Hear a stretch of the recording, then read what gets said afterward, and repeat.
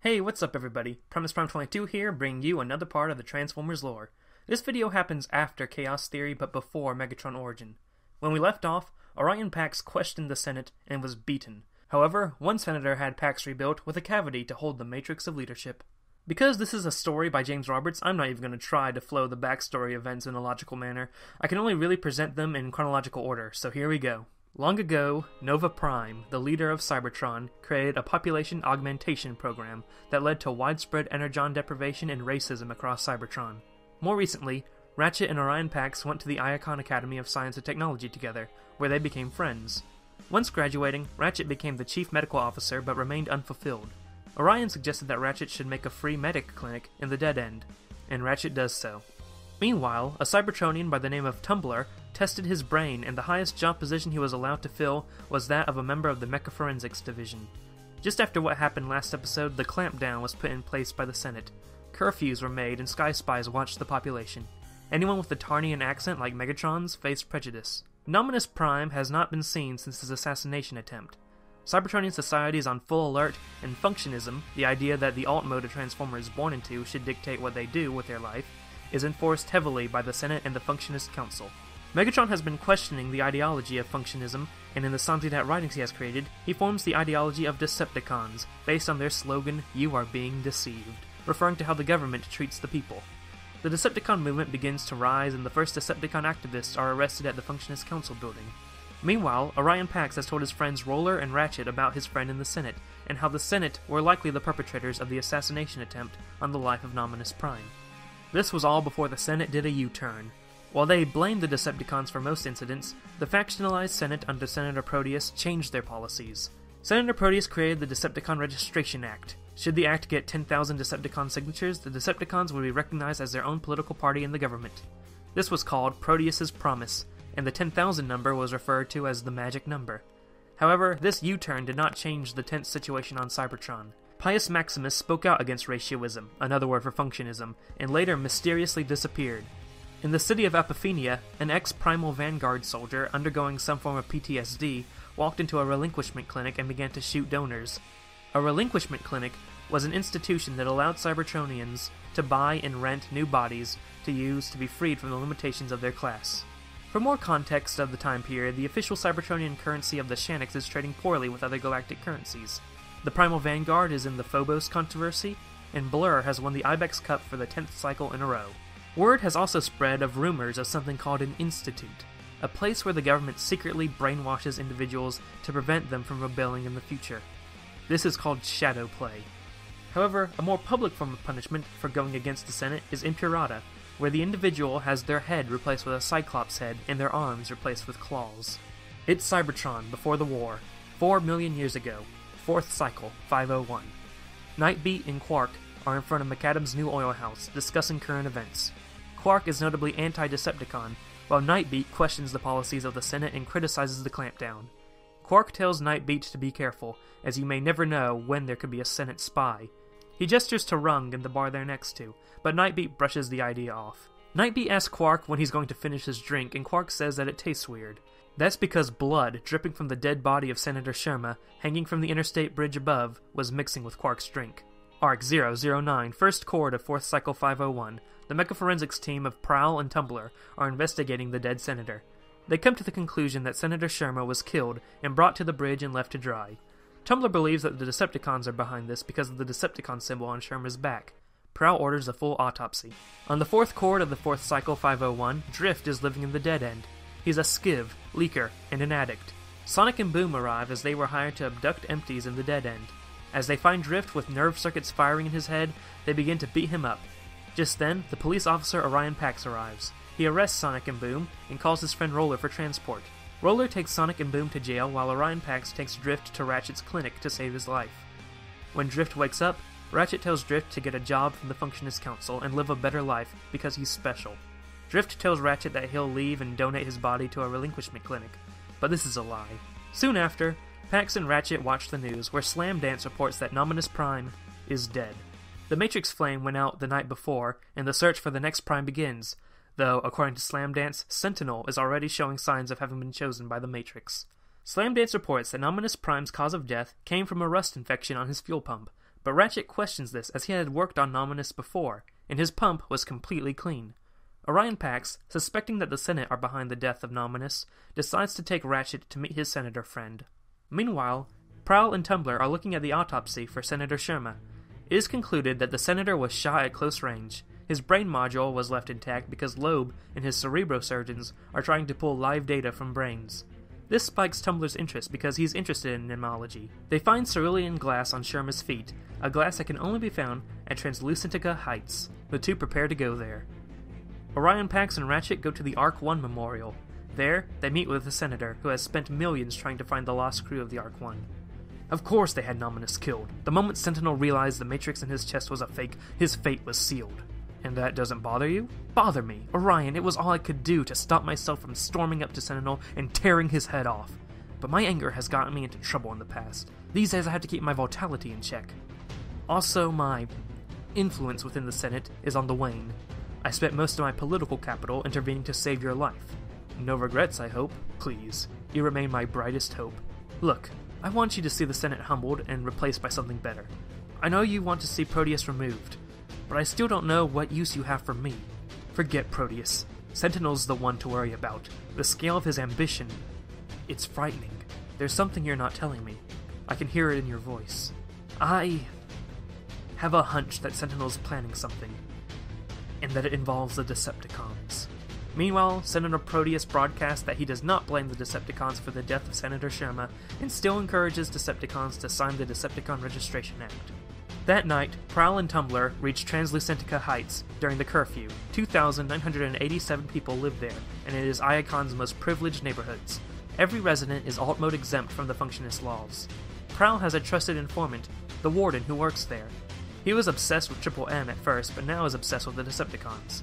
As the two discuss their plan, the dead body of Senator Momus falls to the ground. Tumbler chases down the killer, but the killer flies into invisible glass and dies. Tumbler enters the habitation suite where Prowl is looking at the scene of the crime. Tumbler brought the Warden with him, a bot named Red Alert.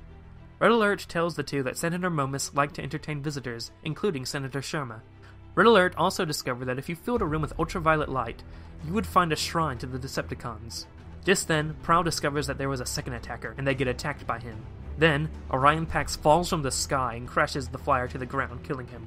Pax was told by his senator friend that Senator Momus may be in danger, and that is why Pax was there. Orion Pax meets with Prowl and his unit. Prowl comes to the conclusion that the senators weren't killed by the Decepticons, but were killed because they were Decepticons. Prowl sends a preliminary report to Flatfoot, but Pax says that it will end up getting lost. Since the attackers were terrible at flying, Prowl deduces that they were using donated bodies from a relinquishment clinic. Pax calls Roller for local clinic locations, and he responds with a map. However, he also tells Pax that he has a call from Luna 2. Luna 2 was famous for its hot spots before they cooled. Then, the moon became known for its energon mines. It was also home to the Senate's first maximum security prison, Garrus 1. On the 6th chord of 4th Cycle 501, the prisoner Whirl is visited by Orion Pax. Whirl has been beaten in prison by various Decepticon prisoners because of how Whirl treated Megatron when he was in prison. Whirl told Pax that his Senator Enforcer friend Chroma showed up and told Whirl that Orion Pax's Senator friend will fall and a bomb will be used to mark a new era. Whirl wants Pax to stop all of this as his way of striking against the Senate. He wants revenge. He wants his hands back. After Orion Pax leaves, Impactor is brought in to be Whirl's cellmate. Impactor beats Whirl within an inch of his life. Roller and Ratchet go to the Geoxian Academy of Advanced Technology to take the Senator into their protection. This interrupts his classes he was holding, with his outlier students. Meanwhile, Tumbler and Prowl were en route to a relinquishment clinic. They took a break to watch a Decepticon rally. They begin to think about the future. Ever wonder where this is all heading? Who doesn't? The newsfeed service says there's a Decepticon presence in every geosector now. I don't know. I don't know. I have a friend, a hostage negotiator, who says the Decepticon movement is attracting everyone from the Cyber-Utopians to the Anti-Vocationist League. You send out a message, you can't control who hears it. That's just it.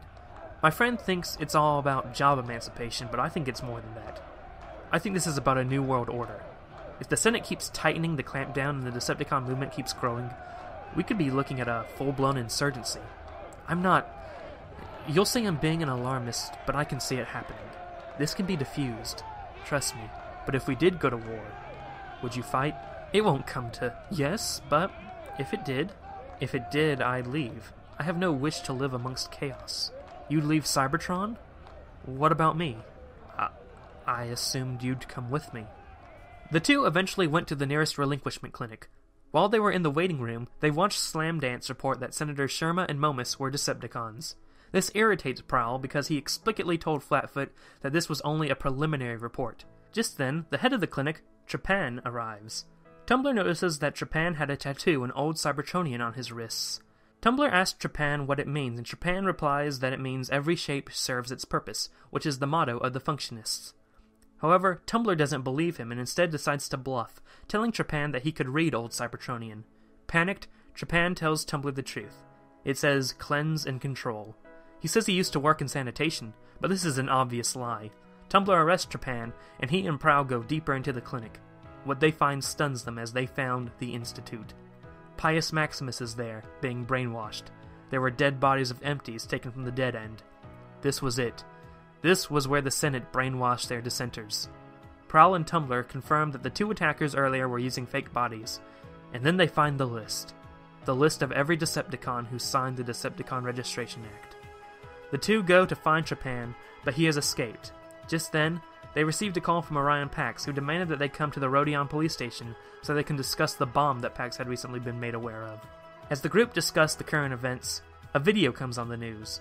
A memorial service for Nominus Prime will be held at the Primal Basilica, where Nominus Prime's body will be displayed.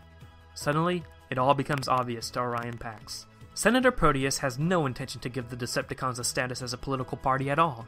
The Decepticon Registration Act is a ploy to get the names of the Decepticons.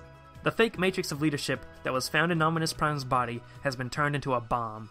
At the memorial service, the Senate will secretly detonate the matrix bomb in the chest of Nominus Prime to kill many civilians. The Senate will blame the atrocity on the Decepticons. Using the list of the Decepticon names the Senate possesses, Decepticons will be arrested and brought to the Institute, where they will undergo Shadowplay, so they will not rebel against the Senate. Realizing the Senate's grand scheme, Orion Pax declares that they have to steal the Matrix of Leadership. Prowl thinks that this plan is crazy, but everyone follows the lead of the charismatic Orion Pax. Tumbler and Roller go looking for the Senator's students for more help. Before they go, Tumbler looks for Prowl, but he can't find him.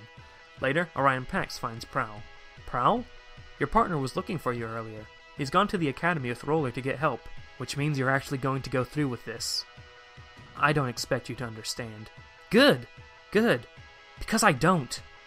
Let me spell this out for you so you can hear the mounting incredulity in my voice. On a hunch, you're going to assemble a team of specialists to break into the Primal Basilica and steal the Matrix from Nominus Prime's chest. Why?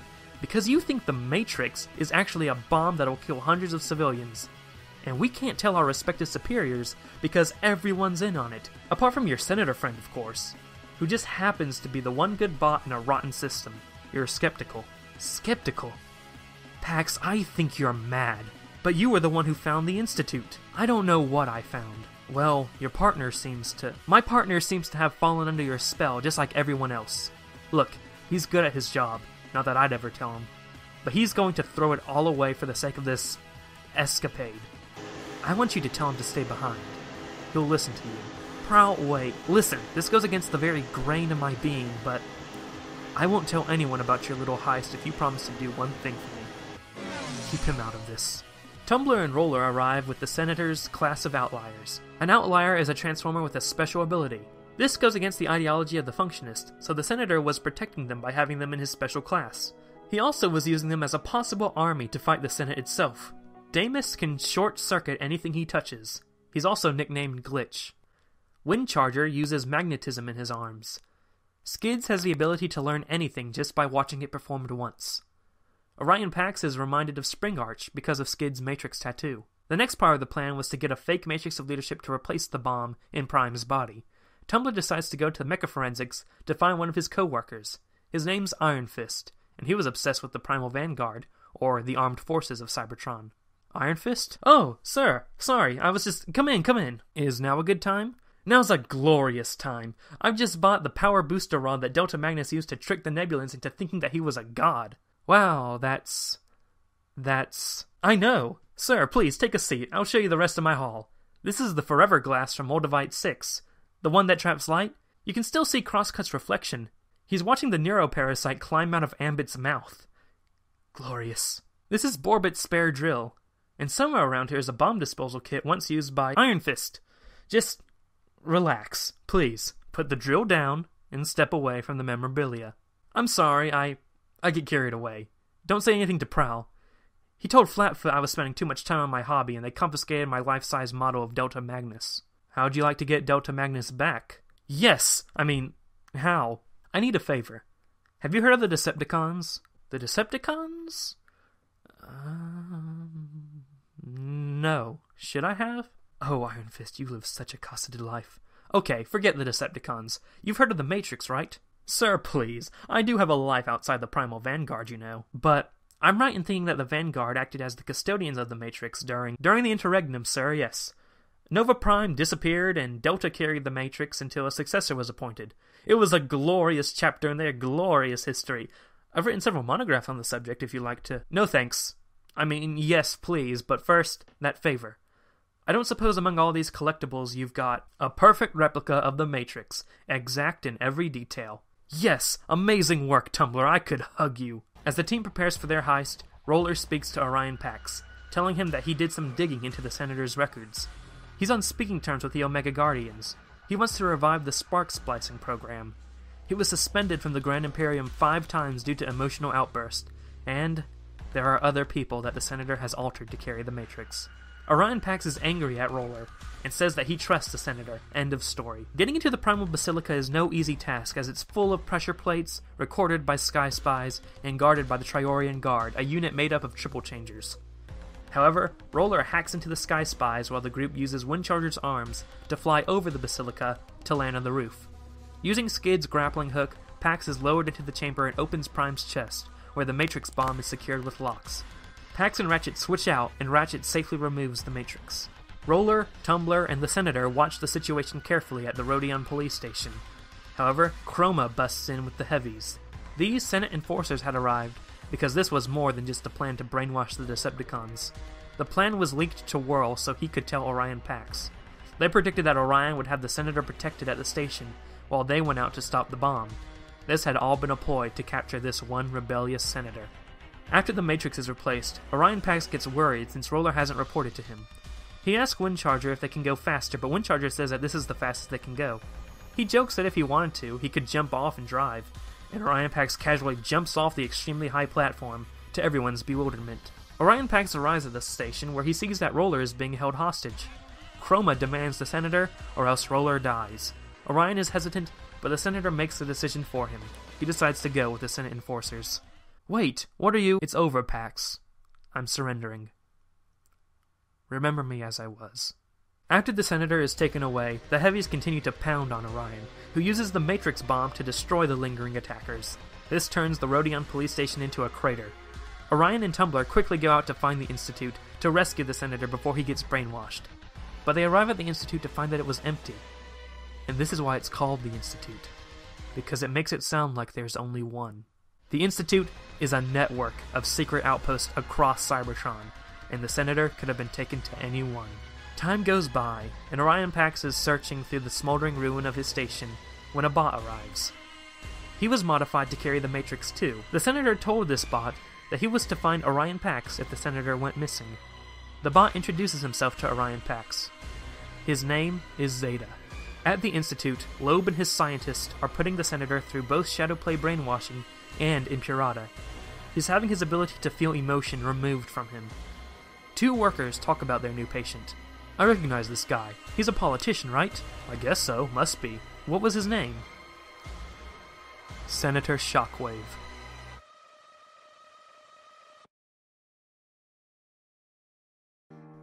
When you are by my side,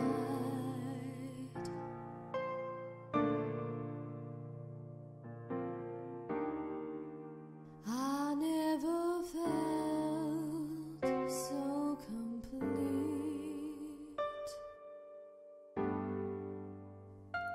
From deep inside, one day when I wake up from this never-ending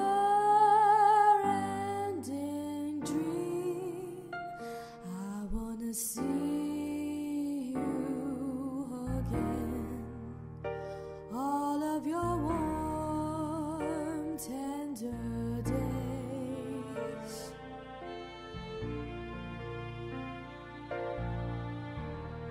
So many memories with you now gone. Pax was told by the Tax. Yeah, Orion Tax